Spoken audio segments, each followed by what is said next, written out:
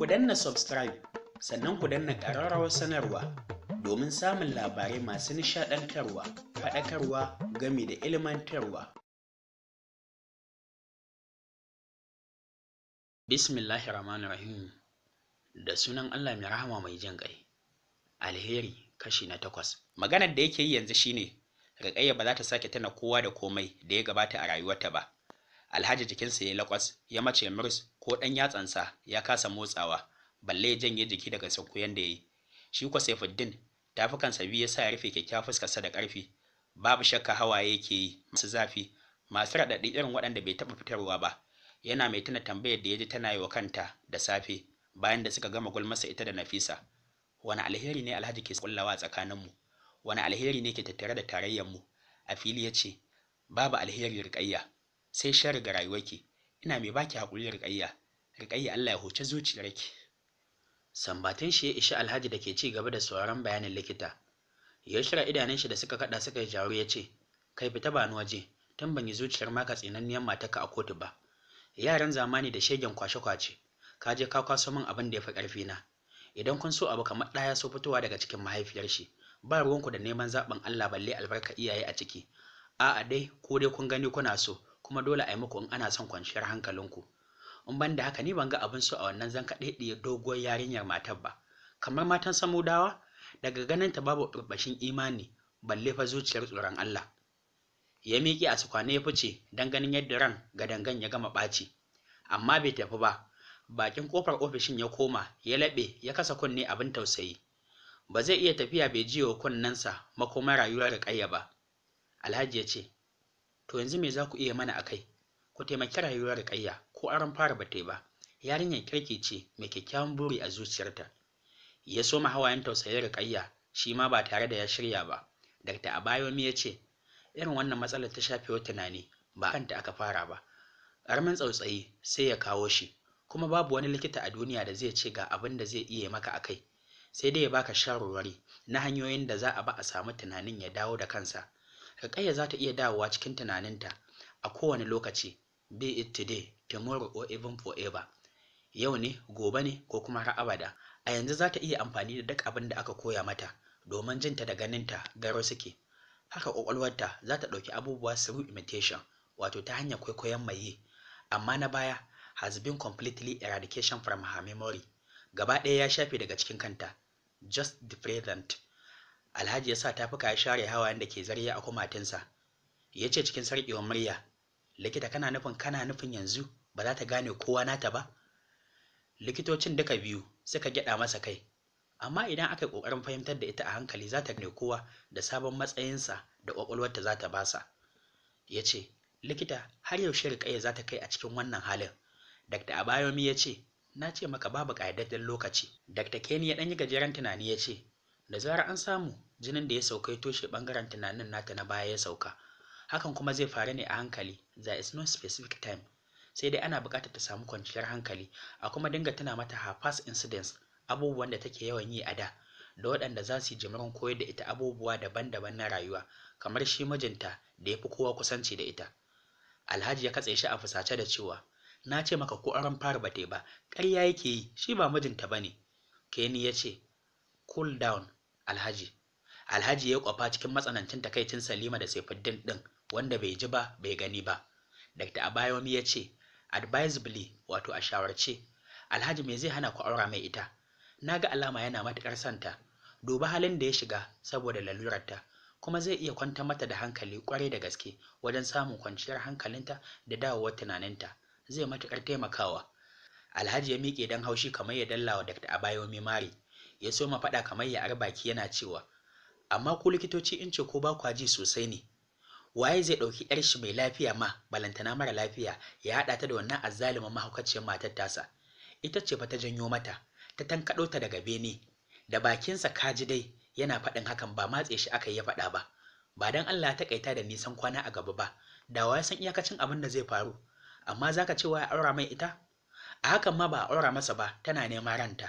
Ina ga an ce gashi ta zauna tare da ita a matsayin kishiyarta. Ba wuƙa za ta ɗauko ta lima mata ba? Gidan Saifuddin, ba 'yan ɗan batta ba, ba 'yan jalungo ba. Ya maimaita ya ƙara maimaitawa. Ya doshi ƙofar fita kamar kububuwa yana cewa, ka haɗa min takaddunta yanzu nan, Ingila zan kai ta a duba ta. Ban yadda wayar ƙayya ba za ta gane mu ba, balle hajiyarta. Wannan tatsuniya ce irin ta fina-finan ku na ƙarya. Ban yadda akwai cutar da bata da magani ba. Abin da ya ce ya yi wa Kenny ciwo ƙwarai. Ya murmushi ya ce, am Irish, wato shi bi Irishe ne, amma Harvard. Na tsallaka na je na ɗauko kwalin likitanci na ƙwaƙwalwa. Sanin makama aiki sai dai in koya likitan British. Abin nan da na gaya maka, shi duk wani likitan ƙwaƙwalwar duniya zai faɗa maka. So ina jiran ku in kun dawo ku zo gare ni don in ga ci gaban da aka samu. Ga takardun nan, zo tattara ka tafi da su. Alhaji ya wawuro takardun, ya dunkule ya fito da su. Bayan ya rubuta musu cek na bil ɗin da suka tura masa. Nan ya yi karo da Saifuddin a maƙe jikin ƙofa, ya juya baya ya maƙe yana zuƙan magana. Ya kuwa daddage ya zuba masa duka a bayan nasa. Ba shiri ya gefe yana sosa wajen. Alhaji ya ci gaba da sauke kwandon ɓacin ransa a kansa da ruwan bala'i kala-kala, ya ƙara da cewa, je ka kamo hannunta mu tafi. In ba za ta iya tafiya ba kuma, ka ɗauko ta a bayanka, ai ko kuka jawo mata. Shi dai ɗakin da aka kwantar da Rukayya a ran shi yana gode wa Allah da ba a sa masa suna Aliyu ba. Da mai yiwuwa haka zai zama masifaffe kuma jarababbe kamar Aliyu ɗan Batta. Tana kwance har yanzu idanunta a limshe, sai ka rantse ba abin da ke damunta. Nurse ɗin nan ta ɗazu na zura mata allura cikin jijiyar hannun nata, amma kamar ba jikinta ake bulawa ba. Allah sarki rak. Ya faɗa a hankali, wato shi ɗan adam lafiyar shi da ran shi gaba ɗaya ba a bakin komai suke ba a wajen Ubangiji. Idan ya ga dama cikin minti ɗaya sai ya ɗauke abinsa. Duk wannan rawar Edifiri da iyayen na Rukayya yanzu sai yadda aka juya ta. Haka tunaninta na rashin ɗauka raini da wargi, yanzu shi ma sai yadda aka sarrafa mata shi. Allah abin tsoro. Ya ƙarasa gabansu, ya ce wa nurse ɗin ta taimaka mai ta kama Rukayya zuwa mota. Wannan karan kam ita Rukayyan shiru ta yi ba ta kwaikwayi abin da ya ce ba. Wataƙila zafin allurar da aka yi mata ne ya shige ta. Ta kama Rukayya ta miƙe, ta rungumo ƙugunta suka fito, shi kuma yana biye da su. Ya buɗe motar ta kwantar da ita a bayan motar ya rufe. Ya zagaya shiga mazauninsa ya tada motar. Sai da Alhaji ya ga yayi reverse, ya juya ya yi gate ɗin asibitin. Sannan ya yi umarni ga direbansa ya bi bayansu. Suna shiga harabar gidan, direban da ya ɗauko Hajiya daga airport, ita da Asi da Mama Rukayya, shi ma ya sawo kan motar cikin gidan. Allah sarki Hajiya tana daddabarawa da ƙyar, nan ta nufo motar Saifuddin inda ta hango Rukayya, shi kuma yana ƙoƙarin fito da ita. Asi ta zo ta taimaka masa suka fito da ita, amma Amina bata tsaya a harabar gidan ba, ciki ta shige, fullancin ya motsa. Asi ta shigar da Rukayya har ɗakin Hajiya tana ƙoƙarin kwantar da ita a gado ta ce, sannu Rukayya, oh mu muna can muna shirin aurenki, ke kuma a shiga ƙaddarar da ta afku. Na Rukayya ta hau aikin nata na maimaici, amma da yake Asi doguwar magana ta yi, sai ta manta ragowar ta tsaya a, muna can muna shirin aurenki. Asi ta rankwashe ta aka ta ce, aushe ƙiyanci zaki min? Rukayya ta ce, aushe ƙiyanci zaki min? Asi ta ce, shaƙiyar duniya, a muryar ta kika koma kwaikwayo kuma? Nan ma Rukayya ta maimaita sak yadda Asi ta faɗa. Tsoro fa ya kama Asi, da gudu ta falo tana kiran sunan Hajiya da Mama Amina. Nan ta tadda su sun yi jugum-jugum, Alhaji na mayar musu da bayani. Ita ma ta zauna tana sauraro. Nan take ta gano matsalar Rukayya. Haba, bari yayi kama da mutum. Rukayya ce za ta ga Asi duk irin ciwon da take fama da shi bata tambaye ta ‘yarta Yasmin ba, wadda take matuƙar su. Asi ta sa kuka a hankali tana kiran, wayyo Allah Rukayya, Allah sarki, yanzu haka za a ɗaura miki auren gobe? Ba su ankara ba sai ganin Hajiya Umaima suka yi, ta kai bakin ƙofa, tana tafe tana dafa bango, da ƙyar take iya ɗaga ƙafafunta, tana yi tana share hawayen da ke shitata a kumatunta. Alhaji ya sha gamta a hanzarce, ya hana mata hanyar wucewa ya ce, Umaima ina zaki? Ta ce, ba na hanya Alhaji, dan Allah ka kauce in wuce. Ya ce, sai kin gaya min inda zaki tukunna. Ni da kaina zan tuka ki in kai ki. Wasu hawayen suka zubo mata, ta sa gefen mayafinta ta share cikin muryar kuka ta ce, ko ta zani in shigar da ƙaran matar baban gida. Ya ce, to saurare ni minti biyu in sake kaya sai mu je. Ya kamo hannunta ya dawo da ita kujerar da ta tashi, shi ma ya samu waje ya zauna dab da ita. Cikin lallashi ya ce, yanzu Umaima da girmanki za ki shiga sha'anin yara? Ai ba mutuncinki ba ne. Ta ce, mutum mai mutunci shi ake wa kawaici, amma a inda babu mutunci, kawaicin ba shi da amfani. Ya ce, haka zuwa kotun ma ba shi da amfani. Da yana da shi, da tun kan ki dawo na je miki. Yadda kika ɗauki Rukayya diyar cikinki, haka ni ma nake jin ta. To amma ba girman mu bane a duk sunan mu a kotu, kuma babban abin kunyar da surukan mu. ina kika kai wannan aƙidar taki ta mai da ɗan kowa naki ba naki bane. Rukayya ta riga ta nakasa, haka Allah ya rubuta mata. Tun kan mu zo duniya ƙaddarorin rayuwar mu a rubuce suke, ba wanda zai iya canza ƙaddarar rayuwar shi, and that is Rukayya's destiny. Wato wannan ita ce ƙaddarar rayuwar Rukayya. Me kotun za ta yi mata ta wanke miki wannan bakin cikin? Babu. Iyakaci a ce za a ɗaure ta ga jikanki a jikinta, ai hakan bai dace ba. Ko ku a ce za a ba mu diyya, miwar Rukayya magani. Nawa za a baki wanda Allah bai baki ba, Umaima? Don haka ni Alhaji Uban Salima Saifuddin da Rukayya na ɗauki nauyin neman lafiyar Rukayya a ko'ina cikin duniya, in har da gaske ne babu cutar da Allah ya sauka a doron ƙasa ba tare da ya saukar da ita tare da maganinta ba. Za a nema wa Rukayya magani, da yadda Allah Rukayya za ta dawo cikin tunaninta a lokacin da dukkaninmu ba mu zata ba. Ta ci gaba da rayuwarta mai ban sha'awa kamar da, ta ci gaba da cika miki tumbi da daddaɗan girkinta, ta ci gaba da shafa miki maganin ciwon ƙafa da ciwon baya, ta ci gaba da killace miki ɗaki da tsaftace ban ɗakinki, ta cika miki gidan nan da jikoki maza da mata. Sai Hajiya Umaima ta yi murmushi, sannan aka koma ƙulla mai yiwuwa, ta ce, yanzu a haka gobe zan kwashe ta mu koma Jalingo da sassafe, har tikitin na saya mana. Alhaji ya ce, ke kwa me ya zafi? Ta yi kwafa ta ce, wannan kafaffen uban nata mana, yanzu haka zancen da nake maka, ya gama raba goro, ya sanar a talabijin da kuma rediyo gobe zai ɗaura mata aure. Kai ma ga naka goron can buhu guda ya ba Asi ta kawo maka, dan ni na ce ba zan ɗauko ba. Alhaji ya salati ya ce, Usman, washi wani irin bahagon mutum ne? Hajiya ta ce, ba shi dai, shi da abinsa, nuna min zai ba ni na haifi yar ba, shi ya haifi abin shi. Ni kuma na kyale shi ya mata auren dolan, duk abin da ya biyo baya babu ruwana. Allah na tuba a wannan zamanin auren soyayya ma yaushe tsira balle auren dole. Alhaji ya ce, a wannan halin kam bai dace a ɗaura Rukayya aure gobe ba. Ni nan niyyata da goben zan tafi Abuja nema mata medical visa zuwa UK a duba ta sosai. Ta ce, a'a, gara dai in ɗauke ta a hakan in kai ta ya ga halin da take ciki da idanunsa ko ya fasa ɗaura mata auren. Dan yanzu in aka aika masa cewa ba ta da lafiya ga abin da ya same ta, cewa zai wata kutungula ce muka haɗa baki da ita muka shirya ni da Amina, har yau baka gama sanin Usman ba. Ni na rasa dalilin shi na liƙewa auren yaron nan, sai ka ce daga kanshi cewa akai da shi Rukayya ba za ta samu mijin aure ba. Asi ta ce, haka zai bar shi? Sai kwallonsa na 'yan duku zai yi masa. Dan in kin ga yadda yake tada haƙarƙari da jijiyar wuya akan auren nan, sai kin yi mamaki. Aiki Hajiya mai sauƙi ce ya miki saboda yana ganin girmanki. Da ya ce zai yafe miki Rukayya, tunda Rukayya ta sa kafa ta baro gidan nan in gaya miki. Yaya Amina bata kurɓi ruwa ya tsirga mata ba.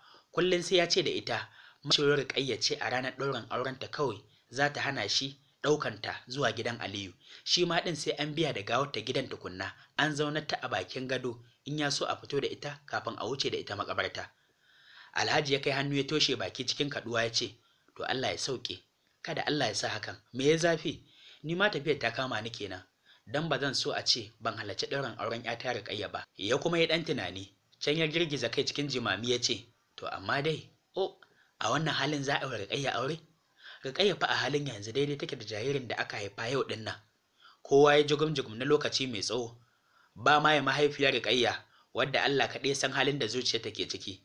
Alhaji ya daure ya ce, to amma sanda za mu isa can ba za mu tarar da ɗaurin auren an riga an yi ba? Asi ta ce, a'a, ai sai bayan sakowa masallaci za a ɗaura. Ya ce, to Allah ya kai mu. A sannan ne ya juya ga Saifuddin, wanda tun da suka shigo kansa yake sunkuya a gefe ɗaya. Duk maganganun nan da suke bai tofa musu ba, in ban da zufa ba abin da yake, duk da sanyin split mai girman gaske da ke ba da raba a falon. Tausayin shi ya kama Alhaji, yana da tabbacin tun safe bai ci komai ba har zuwa yanzu karfe 12 dare. Yini ɗaya rak duk ya zabge, bai taɓa ganin shi ya wajiga irin yau ba. Ga wata zufa da yake yankawa babu gaira babu dalili, shi kaɗai san abin da ke damun zuciyarsa. Ya san inda abin da Saifuddin ya tsana a duniya to bai wuce faɗansa ba. Ya fi so ko faɗan ne a yi masa cikin daɗin rai da kwanciyar hankali, amma yawan ta'aziri ne bai masa ba akan laifin da ba nashi ba. Ya juya ga Asi ya ce, nemo Hajiya Rabi ta haɗo mana abinci. Asi ta miƙe ta ciki. Alhaji ya ce da shi, ɗauko madara cikin firji ka kai Rukayya ko za ta sha. Saifuddin bai ji ba sai da Alhaji ya ƙara maimaitawa. Ya firgigi ta miƙe ya nufi ɗakin Hajiya inda ɗan ƙaramin firjinta na bakin gado yake, kuma inda Rukayya ke kwance. A lokacin Hajiya da Amina suka miƙe suka shiga ɗakin da ke daura da na Hajiya, ita Amina za ta yi alwala ne ta yi sallah kafin Rabi ta kammala haɗa abinci, ko ɗakin da Rukayya take ba ta kalla ba. Ba yadda Hajiya ba ta yi da ita ba akan ta shiga ɗakin ta ganta, amma ta ce sai da safe. Don haka Hajiya ta fito ta ƙyale ta. Lokaci ɗaya suka shiga ɗakin ita da Saifuddin. Ya buɗe firjin ya ɗauko madarar, sai suka ga har Rukayya ta yi bacci. Hajiya ta ajiye jaka hannunta, shi da ita suka tsaya akan ta carko-carko, ta ce, tashin ta zan yi, bai kamata a bata ta kwanta da yunwa ba. Ta sa hannu tana tashinta, Rukayya, Rukayya. Ta buɗe bulu idanunta cikin nauyin bacci tana kallon Hajiya. Saifuddin ya ƙaraso ya zauna a bakin gada, ya ne hancin kwalin madarar shanu ta kwali Olden Voja, ya tsiyaye a kofi, duk Rukayya na kallonsa. Ya miƙa mata amma bata karɓa ba. Shi ɗin da take kallo, ya murmushi, ita ma sai ta mai murmushin. Ya ce, karɓi manarak. Ita ma ta ce, karɓi manarak. Hajiya ta juya fuska baya tana yarfe hawaye. Wai Rukayyanta ce yau Allah ya maida haka? Ya kamo hannun Rukayya ya sa mata kofin a ciki, ta karɓa ta riƙe, amma ba ta kai bakinta ba, saboda haka ya karɓa ya kai nasa bakin yana sha. Sai da ya shanye tas, duk tana kallonsa da murmushin da har zuwa lokacin bai bar kyakkyawar fuskarta ba. Ya sake cika kofin ya miƙa mata. Wannan karan ba musu ta karɓa ta kai bakinta ta soma sha. Nan da nan ta shanye. Ya sake tsiyaya mata, ta shanye, jikinta harawa yake. Rabi ta shigo da filet da cokali shaƙe da abincin da Rukayya ta fi so a rayuwarta, wato faten doya. Bata san me ya samu Rukayya ba. Asi dai ta ce da ita Rukayya ba lafiya. Ta shigo da hanzarinta tana faɗin, sannan Rukayya, ciwo haka rana ɗaya? Ni faɗa zan Nafisa ta bugo a landline, wai in faɗa wa Hajiya ta kasa samun Rukayya a waya. Na ce da ita Hajiya ta je Jalingo, Rukayya kuma tana can gidan baban gida. Ta ce ta sani, dan da safen nan ma sun daɗe suna magana. Yanzu ne dai tana ta bugawa tana ta ringin fiye da sau 100, amma ba a ɗauka ba. Jikinta ya bata ba lafiya ba, dan shi ma baban gidan ta kasa samun shi. Na ce da ita wataƙila ta je unguwa ne ta bar waya a gida. Ashe kuna asibiti. Me ya same ki ne? Ga mamaki Rabi, Rukayya ko gezau, kamar ba da ita take magana ba. Dan ma dai yunwa take ji, kuma dan ne yunwa ta haukata ta ne, tana ta shan madara, da tuni ta fara mata maimaicin nata. Rukayya ko kallonta ba ta yi ba. Ga ta a zaune daram da duwawunta da lafiyar ta sumul kalau, ko daga ido ba ta kalle ta ba. Rabo ba ta daddara ba ta sake cewa, a can gidan kika bar waya kenan? Nan ma shiru. Ta sauke kofin daga bakinta. Saifuddin ya karba, ya cire tishu yana goge mata baki. Hajiya ta miƙa hannu ta ce, ba na abincin nan ki gani Rabi. A sanye Rabi ta miƙa wa Hajiya plate ɗin hannunta da cokali mai yatsu. Hajiya ta sa cokalin cikin doyar, tana ci tana kallon Rukayya, sannan ta miƙa mata. Rukayya ta mai da hannuwanta baya ta noke, wato ba za ta karɓa ba. Saifuddin ya ce, kawo Hajiya in gani, ni ko za ta karɓa. Ba musu ta miƙa masa. Ya tashi daga inda yake zaune ya matsa sosai kusa da ita, ya soma ɗiba abincin da cokali ya kai bakinta. Kallon shi take, amma bata buɗe bakin ba. Sai ya buɗe nasa, sannan ta kwaikwaye shi. Ta buɗe nata, nan ya sa mata. Nan da nan ta shiga ci, amma fa idanunta a kansa, tana kallon yadda yake taunar a nitse, ita ma tana kwaikwaya. Ta kai loma ta 5 kenan ta kware, je kake muƙut. Ragowar da bata kai ga haɗewa ba, ta dawo zuwa jikin Saifuddin. Nan ya ɓata masa kaya. Rabi ta yi hanzarin zaro tishu, ta miƙa masa. Nan ya soma gogewa ya ce, maza kawo ruwa. Ta ƙara saga farjin Hajiya, zuwa lokacin hawaye sun wanke mata fuska. Tana tambaye kanta, to hauka ne wannan ya samu Rukayya a dare ɗaya ko kurumta ce? Ga mamakin Hajiya da Saifuddin, Rukayya sai ta kama hannun Saifuddin mai riƙe da tishu yana goge jikinsa da ta ɓata. Ta ƙwaƙule tishu ɗin daga hannunsa, ta ci gaba da goge masa yadda ta ga yana yi. Fuskarta ta nuna bata ji daɗin abin da ta yi ba. Ya yi mata murmushi, ita ma ta yi mai, tana mai sunkuyar da kai ƙasa. Hajiya Umaima sai ta samu kanta cikin wani tunani. Wato Saifuddin zai iya taimakawa ƙwarai. Ko Rukayya bata dawo cikin tunaninta ba, ta koyi abubuwa, ta ci gaba da gudanar da al'amuran rayuwarta tamkar kowa. Rabi ta ɗauko robar ruwan eba mara sanyi sosai ta miƙa wa Saifuddin. Ya karɓa ya buɗe murfin ya kafa kai yana sha. Tun bai miƙa mata ba, ta kama robar ta riƙe gudun kada ya shanye ita bata sha ba. Ya sakan mata, suka yi mata dariya shi da Rabi. Ta kama robar ta soma sha kamar yadda ta ga yana yi. Alhaji ya aiko Asi ta zo ta kira Saifuddin su ci abinci, ya tafi gida dare yayi. Ya miƙe a salibe daga gadon Rukayya kamar wanda aka zare wa laka. Hajiya na tambayarsa ko zai samu zuwa Jalingon gobe ɗaurin auren Rukayya. Gaba ɗaya yanayin fuskarsa ya sauya, fararen idanunsa suka canza launi daga farare zuwa jajaye, kamar an watsa masa barkono. Ya ce, da ƙyar ne. Daga haka ya juya zai fita. A yi kuwa Rukayya ta duro daga gado, da gudunta ta bi shi ta tokare hanyar wucewa ta hanyar warewa hannuwanta biyu hagu da dama a bakin ƙofar, ta kuma kankane ta, wato ba zai fita ba. Daga shi har Hajiya matsanancin mamaki ne ya kama su. Rukayya da bata sanya ake kuka ba, amma sai gashi tana yi, tamkar jaririn da uwar shi na bashi nono bai koshi ba ta tsige shi ta ajiye shi za ta fita. Daga shi Harabu da Hajiya sun yi sauraro, ganin Rukayya da bata da ranar daina kukanta. Ya juya ga Hajiya, yanayin fuskar shi ya nuna neman shawara abin yi. Ta ce, kama hannunta mu je danin ɗin. Har ya kai hannu zai kama hannun nata, sai kuma ya fasa da sauri ya mai da hannuwan shi ya sarƙe a baya, ya yi dum. Kalaman Hajiya na ɗazu suka sake dawo masa. Ba mamaki fyaɗe kai mata. Ya rintse idanu ya ce, Hajiya kin yi izini in kama hannun nata? Ita kanta Hajiyar matsananciyar kunya ce ta kama ta, domin ta fahimci abin da ya tuno, wanda ta san bata kyauta ba, domin an ce ka kyautata zato ga ɗan uwanka musulmi, balle ɗanka na cikinka, duk abin da ka farta akan shi na alheri ko shari shi zai bi shi. Ta yi murmushi ta ce, ba komai, kama ta muje ai lalura ce, ko musulunci ya yarda da hakan. Ya kama hannunta suka jera suka fito falon inda su Alhaji suke. Hajiya da Rabi na bin sa a baya.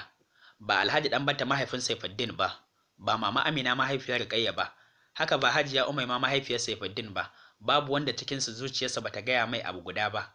A lokacin da Saifuddin da Rukayya suke doso su rike da hannun juna, fuskar Rukayya cike da annurin ganin cewa mamanta ya fasa tafiya ya barta. To amma cikin su babu wanda ya furta tunanin nasa a fili, kowa ya haɗiye abinsa a cikin cikinsa. Saifuddin ya ja kujera kusa da Alhaji, ya zauna yana cewa, "Sorry Alhaji, mun bar ku kuna ta jiran mu, rigimar Rukayya ce wallahi." Rukayya ma ta ja ta kusa da Saifuddin, ta zauna tana cewa, "Sorry Alhaji." Alhaji da Mama Amina ba su san da suka sa dariya ba.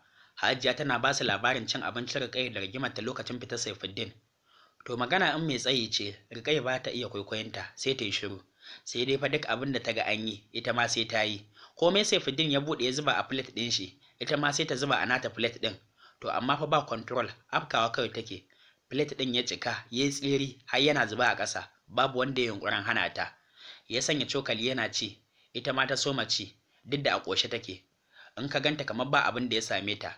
Ya dube ta ya girgiza kai ya ce, yanzu wannan uban abincin duk a cikinki zaki zuba shi? Ta dube shi ita ma ta ce, duk a cikinki zaki zuba shi? Saifuddin ya dariya ce, Rukayya in aka saba da lalurarta ba za a sha wahalar communicating da ita ba. Da yake ta cika bakinta tab da abinci, bata samu damar cewa komai ba. Alhaji ya ce, ni ma haka na gani. Shiru ta ratsa na akalla mintuna 3, baka jin komai sai kareniyar cokula cikin tangaran. Alhaji ya ce, toya, in ce ko goben zaka samu zuwa Jalingon tare da mu ɗaurin auren Rukayya. Annurin da ke fuskar shi ya kau, kuzarin da ke tare da shi ya ragu, yayi sanyi da cin abincin shi. Idanun shi suka ƙara kaɗawa, suka yi jawur fiye da ɗazu. Shi bai ce kuma shi bai ce a'a ba. Duka Alhaji da Hajiya na lura da shi. Amsar da ya baiwa Hajiya ɗazun, ita ɗin ya maimaita wa Alhajin. Da ƙyar ne. Rukayya ma ta ce, Alhaji da ƙyar ne. Wato ta gane sunan wannan mutumin da Saifuddin ke magana da shi, ana yawan kiran shi da Alhaji, bata manta ba. Jikin Alhaji da Hajiya ma ya yi sanyi, su ma suka samu kansu nan take a rashin son zuwa ɗaurin auren Rukayya. Ba su kuma da hujja, ko danga dukkan alamu ɗan lelen nasu baya so ne. Yanzu shi kenan daga wannan zaman sun rabu da Rukayya? Wannan hutun da take zuwa musu sun rabu da ganinta? Wannan girkin mai daɗi da take musu sun rabu da shi? Wannan surutan nata mai ɗebewa Hajiya kewa? Waɗannan hirarrakin nata masu cike da wauta da sangarta da ke mantar da Hajiya duk irin damuwa da take ciki duka daga yau sun zama tarihi? Za su kai Rukayya inda cikin tunaninta da hankalinta ta furta ba ta so, ta faɗa ta ƙara, gara ta bi uwa duniya. Lallai fa sai cikin rashin tunanin nata. Da lafiyar ta kalau, ta tabbata da yanzu Rukayya na nan a cikin mawuyacin hali, ko kuma wataƙila ta haure ta yi wani wajen. Ta kawar da wannan tunanin daga ranta, tunda kuwa ba abin da zai sa, ba abin da zai hana. Cikin muryar lallashi ta ce, ai ko gara ka daure ka je. Da Rukayya lafiyar ta kalau, da ba za ta ji daɗi ba a ce baka je ɗaurin aurenta ba. Wannan zai ƙara tabbatar mata da tunaninta na cewar ba ka son ta. A razana ƙwarai ya ɗago ya duba Hajiya cikin lallausan murya ya ce, don Allah Hajiya in tambaye ki. Ta dube shi gami da cewa, to tambaye ni. Cikin kasalalliyar murya ya ce, ita Rukayya ce ta gaya miki da bakinta cewa ba na son ta? Ta girgiza kai, ko ɗaya, ina dai lura da kai ne, ko gaisuwar ta baka son amsawa, sai dai ganin idanuna. Ni dai na san kai mutum ne mai alheri, amma ko so ɗaya ban taɓa ganin kayan Rukayya ba. Yayi ajiyar zuciya mai sanyi kafin ya murmushi cikin jin kunyar idanun Mama Amina, wadda zuwa lokacin ta kammala cin abincinta ta miƙe ta yi wa Hajiya sai da safe ta nufi ɗakin da aka sauke su. Ya ɓata fuska ya ce, haba Hajiya, haba, me yasa zaki wannan magana a gaban Mama Amina? Ta ɓalla masa hara, ta fiddo mai da dukkanin idanunta, ta nuna kanta ta ce, ni ce uwar Ruƙayya ba Amina ba. Ya ce kamar zai kuka, to dan Allah in dai wannan ne tunanin da ke cikin ranki, ki daina. Ita Ruƙayya ce dai, na ga kamar ba ta son kula ne, kuma ba ta son in kula ta, amma Hajiya mutum zai ƙi jininsa? Ruƙayya ma ta ce, Hajiya mutum zai ƙi jininsa. Sai kuma suka sa dariya gaba ɗaya. Ya miƙe yana mai duban agogon hannunsa, bai ƙara kallon sashen da Ruƙayya take ba. Alhaji ya ce, hanzarta ka wuce, dare ya yi. Ya musu sallama ya juya ya soma tafiya kama akan ƙaya. Ya kasa juyawa ya dubi Ruƙayya. Ya tabbata daga yau ba zai sake tsawon awannin lokutan da ya yi yau tare da ita ba, waɗanda suka buɗe wani sabon shafi mai ɗimbin tarihi a cikin rayuwar shi, suka canza akalar rayuwar shi, suka canza bahaguwar zuciyarsa, suka canza tunaninsa kwata-kwata zuwa wani sabon al'amari da bai taɓa tsintar kansa a ciki ba. Ruƙayya fa ganin mamanta ya tafi, a hanzarta ta ture kujerarta baya, ta miƙe ta bi bayansa da ɗan banzan sauri. Hajiya ta miƙe da ƙyar da sassarfa ta cin mata ta riƙe ta. Ruƙayya na fasgewa tana tarjewa. Ganin za ta kayan masa da mata, Alhaji ya miƙe ya kawo agaji, ya riƙe ta gam-gam yana lallashi. Haba Rukikis, ta Aliyu mai komai dozin, goben Allah ya kai mu da safe zai dawo. Ganin ba su da niyyar sakinta, sai ta sa kuka da ƙarfin gaske. Cikin wani zazzaƙan sauti da ke amo har cikin ƙwaƙwalwarsa, yana ta farfasa zuciyarsa. Gab da zai ƙarasa fita daga falon ya juyo, ya yi mata kallon da a tunaninsa na ƙarshe ne. Kuka take sosai, tana miƙo mai hannunta na dama tunda Alhaji ya riƙe na hagun da ƙarfin gaske. Bai sake juyowa ba, da sassarfa ya isa ga motarsa, ya buɗe ya shiga. Mintuna 10 ya share a zaune cikin tunanin da baya da makama. Daga bisani cikin dauriya ya tada motar. Masu gadi suka buɗe masa gate, ya fita daga harabar gidan. A can cikin gida kuwa, Ruƙayya ta tara duk jama'ar gidan a kanta. Kuka take haikan wanda ya tada hankalin Hajiya da Alhaji kwarai. Gefe guda kuma ta samu ta takure ta yi, amma Amina ko leƙowa ba ta yi ba. Sai wajen ƙarfe 3 dare ta gaji da kukan, barci mai nauyi ya ɗauke ta. Ta ɓangare a nan falo bisa kafet.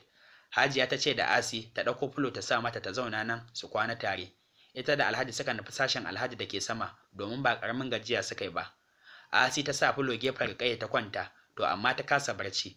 Motsi kaɗan ta juya ta dubi Ruƙayya, tana mai tuno kacaniyarta tun tana ƙanƙanuwarta, tana kisimawa a cikin ranta.